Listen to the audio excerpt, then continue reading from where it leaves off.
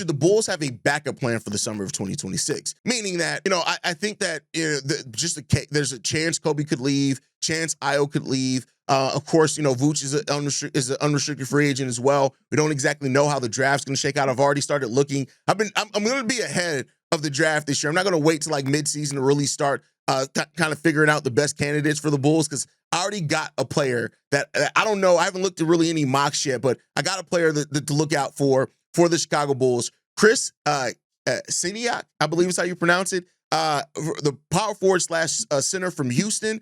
Look out for him. 6'10", 230 pounds. He's 19 years old. Keep an eye on that guy throughout this collegiate season. But coming off of that, the Bulls do need to have a backup plan in the summer of 2026. And so while AK has talked about patience in the summer of 26, you got to have targets. And a lot of the more unrestricted free agents have kind of, already re-signed new deals. And I think the key to the free agency, and I think for a lot of teams, not just the Bulls, are going to be restricted free agents. Follow the logic here.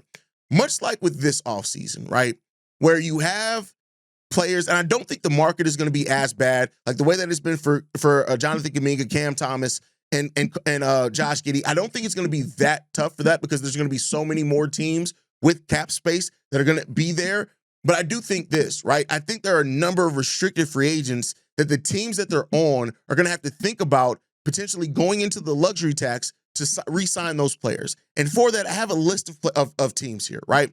First one, Mark Williams. Mark Williams is a restricted free agent in the summer of 2026. I think that he could be a good target for the Chicago Bulls. Last season, averaging 15 points, 10 rebounds, 60% shooting from the field. He knows exactly what he is, over a block per game as well. Now, the problem with Mark Williams is he doesn't play a lot of games. He's never played over 45 games in his 3 years in the NBA. He's had health concerns. So I have a caveat for Mark Williams. The only way that I would want to see the Chicago Bulls sign Mark Williams as a restricted free agent is if they also draft a center, meaning that they're bringing in Mark Williams to be the guy at 7 foot, 240 pounds. They're bringing him in as a more seasoned option at the center position that matches the play style that you want to play, but then you're kind of grooming that center that you draft to be the center actually of the future. And maybe Mark Williams eventually takes the backup role over the last half of that new contract. I wouldn't sign Mark Williams probably for more than 3 years, maybe an option in the 4th year at best is where I would. Still 23 years old, so there's still a lot of time to turn it around.